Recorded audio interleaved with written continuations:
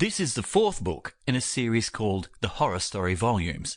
So this is Horror Story Volume 4, entitled The Devil's Net.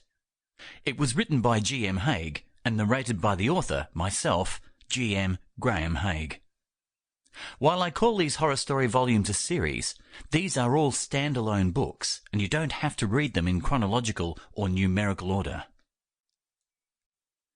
I'm an Australian author, and my novels, unless it's otherwise really obvious, are by default set in Australia and populated by Australian characters. I'll also point out that I'm fortunate to live in the southwest countryside of Western Australia, along with my beautiful wife Lisa, 3 Great Danes, 2 donkeys, and a tremendous amount of wildlife that has absolutely no regard for anyone trying to record an audiobook in my studio. Despite my best efforts to avoid it, you may still occasionally hear very faint bird noises in the background. I've tried recording at night, but then you just get the frogs. These noises are almost inaudible and don't impact on the quality of the recording, but using some listening devices, you may just hear 1 or 2.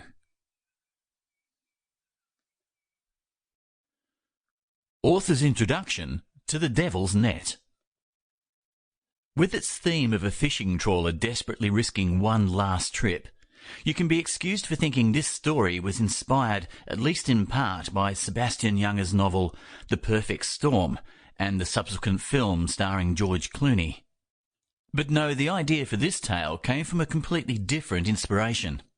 It was the title song on Sting's 1990 Soul Cages album. It's one of those tunes where it isn't entirely clear what the song is really about, but it has lots of wonderful dark lyrics about lobster fishermen making deals with the king of the sea, bartering their souls and sealing these pacts by sharing cups of wine. The lyrics go, "A vintage that blessed every ship in the line, wrung from the blood of the sailors who died, young white bodies adrift in the tide."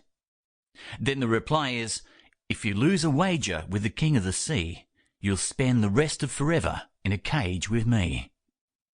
I always imagined the king of the sea was this King Neptune-like figure with an impressive beard and bare chest and a rather impractical trident fork, who was a fairly helpful chap when it came to sailors and fishermen. The idea that he was an evil, nasty piece of work brought all kinds of possibilities to mind.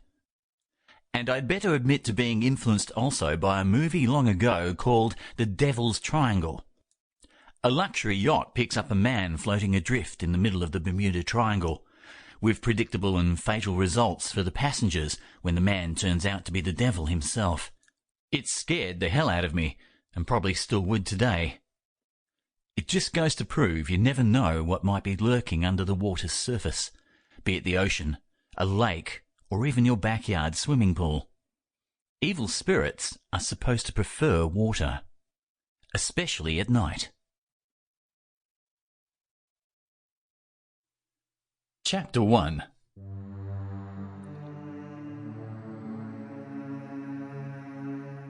The harbour water was shifting the anchored boats as if they were uneasy. The swell was coming from the wrong direction for good weather.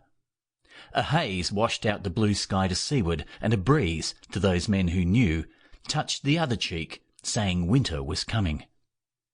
It was a scene worthy of a jigsaw puzzle, the fishing fleet with its bright-coloured hulls and fluttering pennants, moored against the arcing backdrop of the cliffs. Tourists loved this quaint village above the sea. The locals were more pragmatic about their home. Generations of their families had walked up the narrow road at the end of a long day cursing the climb, as often as being thankful for the shelter it provided. The subtle change in the air was no surprise. The season was rightfully coming to its end. It was only a question of whether it would be days or weeks before the weather broke. Hark remarked in a dull voice, "Samson's stacking his nets too." He was sitting at the very stern of the trawler and having a smoke, downwind from the bowser refuelling their boat. The jetty stank of spilled diesel, gutted fish and seagull droppings. When John Boston, the captain and owner of the Cormorant, didn't respond, Hark added, "They didn't have a good season either. I would have thought he'd try one more trip." Boston said, annoyed to be discussing this yet again, "He doesn't need to, Norman."